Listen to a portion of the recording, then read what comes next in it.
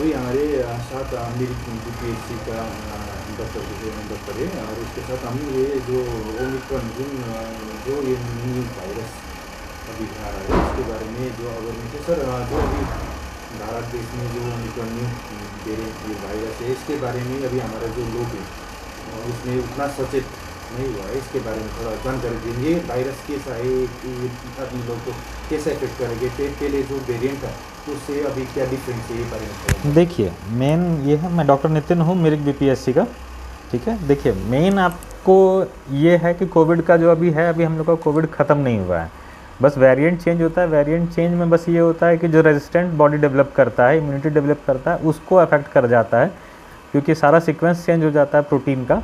तो इम्यूनिटी जो बॉडी का है वो उस पर थोड़ा वीक हो जाता है बॉडी को, उसके लिए फिर नया इम्यूनिटी बनाना पड़ता है। बस आपके लिए बस इतना इम्पॉर्टेंट है कि आपको इससे प्रिकॉशन रखना है, बाकी तो फिर जो है आपका हेल्थ सेक्टर है ही काम करने के लिए। मेन आपको इसमें वही है कि जब भी आपको अगर डाउट हो, कहीं बाहर जाना हो गया, किसी अफेक्टेड प्लेस में जाना हो गया, बाहर गए कहीं से, तो अगर कोई भी सिम्टम आता है या आपको किसी भी तरीके का डाउट होता है कि हाँ मुझे हो सकता है कि प्रॉब्लम हो चुका है, जैसे कि फीवर आ गया, वीकनेस होने लगा, टेस्ट और स्मेल का सेंसेशन ख़त्म हो गया, तो आकर के एक बार RT-PCR रैट ये करवा लेना है। नेगेटिव आने का मतलब ये नहीं होता है हमेशा कि आपको प्रॉब्लम नहीं है। उसके बाद भी अगर आपको फिर भी लगता है तो बेटर ये रहेगा कि 14 से 17 डेज़ क्वारंटाइन में बैठ जाएं सबसे दूर। उससे बेटर ये होगा कि आपके कम्युनिटी में ये स्प्रेड नहीं होगा, क्योंकि ये किसी एक पर्टिकुलर इंस्टीट्यूट का वो नहीं है कि उसको कवर कर सके। ये सारा कम्युनिटी को मिल करके काम करना होगा, तभी ये चीज़ पे कंट्रोल हो सकता है। अब जैसे मुझे मान लीजिए मुझे प्रॉब्लम हो गया, मैंने बताया नहीं, किसी को छुपा लिया कि मुझे सिम्टम नहीं है, कुछ भी नहीं है, अच्छा दवा खा लूँगा ठीक हो जाएगा, फिर मैं जिससे मिलूँगा उसको प्रॉब्लम हो जाएगा, तो इससे ये चीज़ ख़त्म नहीं होगा, फिर कम्युनिटी में स्प्रेड होगा कि लास्टली फिर मेरे किसी फैमिली मेम्बर को हो सकता है। तो बेटर ये है कि इसमें जितना आप प्रिकॉशन लेके रखें। प्रिकॉशन मतलब क्या, एक तो हाथ सैनिटाइज कर लिया करें, रेगुलरली सैनिटाइज़र लेके ही चलना साथ में बेटर रहता है। सचेत नागरिक के ये भी जानना है डॉक्टर लोग से, मतलब मेरी बीपीएससी की जो मतलब जो वैक्सीनेटेड है, ये कोवैक्सीन वैक्सीनेशन बहुत ज़रूरी है। देखिए जो भी वैक्सीनेटेड है उसका ये जानना है कि मतलब जो ये जो अभी न्यू वेरिएंट है ना, उस पर मतलब जो वैक्सीनेट पीपल उसको क्या असर करेगा, या देखिए कभी भी वैक्सीन ये नहीं बोलता है कि आपको, ऐसा नहीं है कि आपको बीमारी होगा ही नहीं, ऐसा भी नहीं है कि आपको अल्फ़ा बीटा जो पहले था उससे प्रॉब्लम नहीं होगा। बस वैक्सीन का ये काम रहता है कि मान लीजिए अगर आप वैक्सीन नहीं लिए हैं तो आपको 100% चांस है वैक्सीन लेने से आपका ये परसेंटेज कम हो जाएगा। मान लीजिए आपको 70% ही कवर हो रहा है तो उससे ये आपका रिलीफ हो जाएगा। वैक्सीन का काम होता है बॉडी में इम्यूनिटी का प्रोडक्शन को बढ़ा देना। ये वैक्सीन कभी ये नहीं होता, वैक्सीन ट्रीटमेंट नहीं, ये आपका प्रिकॉशन है, मतलब बताइए आपको होने से बचाने के लिए, प्रिवेंशन है। इसका मतलब ये नहीं है कि ये ट्रीटमेंट है। तो वैक्सीन लगाने के बाद भी आपको वही जिम्मेदारी निभाना होगा कि ये 3 चीज़ फॉलो करना है, मास्क, सैनिटाइज़र और सोशल डिस्टेंसिंग, ये 3 चीज़ फिर भी फॉलो करना होगा। और ऐसा ये भी नहीं है कि ओमाइक्रॉन आ गया तो वैक्सीन आपका वेस्ट हो गया, वैसा भी कुछ नहीं है, क्योंकि ये नया वेरिएंट जुड़ गया है, लेकिन बाकी के जो थे वो भी अभी इन्वायरमेंट में हैं। ऐसा नहीं होता है कि नया वेरिएंट आ गया तो पुराने सब गायब हो जाते हैं, वैसा कुछ नहीं होता है। तो वैक्सीन तो आपको लेना ही पड़ेगा। वैक्सीन तो बहुत ही अच्छी चीज़ है, वैक्सीन के कारण ही इतना दिन तक हम लोग बच करके हैं। नहीं तो आप लोगों को शायद याद भी होगा कि जिस समय इसका कुछ भी नहीं था उस समय क्या कंडीशन था, उसके कारण अभी हम लोग फ्री होकर के रह पा रहे हैं कि बस ये 3 चीज़ आपको बचा ले रहा है। वैक्सीन नहीं रहता तो फिर बहुत प्रॉब्लम हो जाती। तो वैक्सीन तो काइंडली दोनों डोज ले सकें तो आराम से जल्दी से ले लें, जितना जल्दी कवर करें। बाकी गवर्नमेंट अगर इसके लिए रिक्वायर्ड होगा तो गवर्नमेंट इसका बूस्टर डोज या नेक्स्ट अलग कोई वेरिएंट का वैक्सीन निकालना होगा, तो उस पर काम चल ही रहा होगा।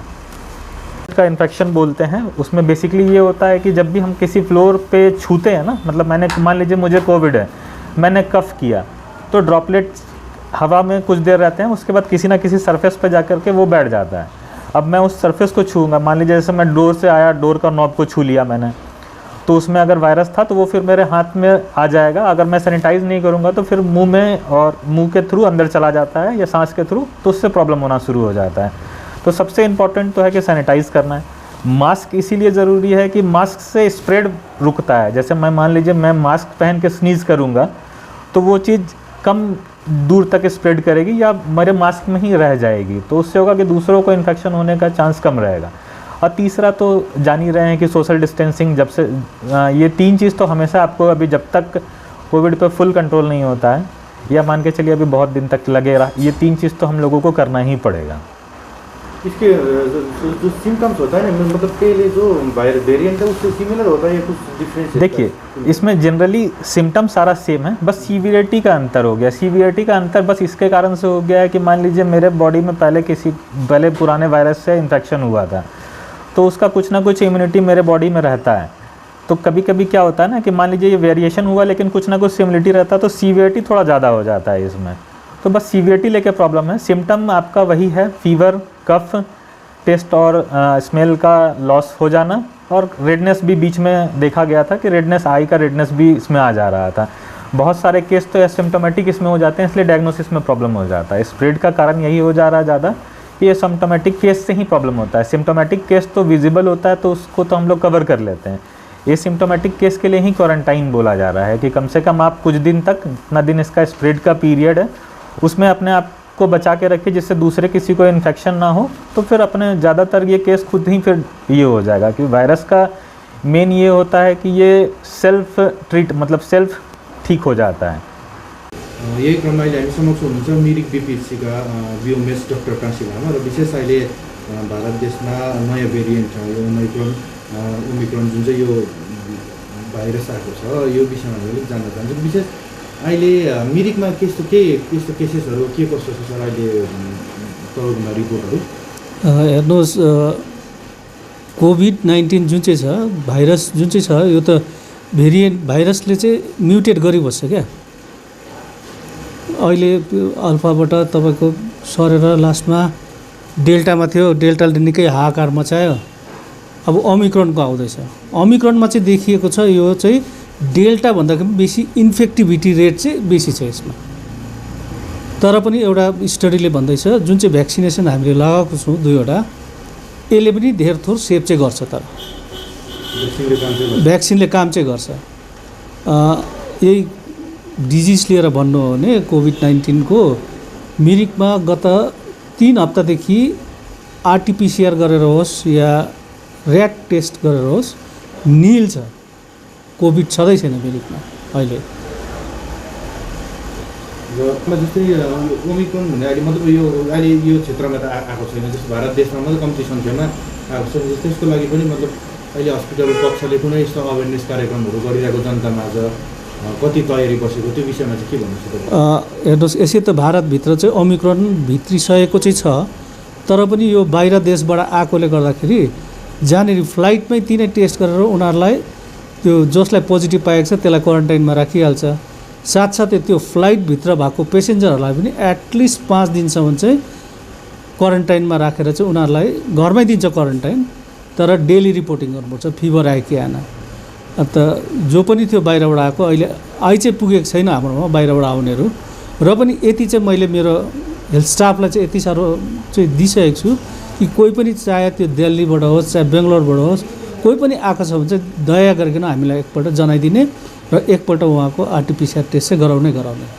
पोजिटिभ आएको खण्डमा त्यो मतलब सिक्वेन्सिङ गर्नु बेग्लै हो, तर पहिला पोजिटिभ आउनु पऱ्यो। जस्तै अहिले जुन कोभिडको पहिलाको भेरिएन्टहरू अहिले रेटहरू मिरिकमा अहिले चाहिँ घरि चाहिँ शून्य छ अहिले।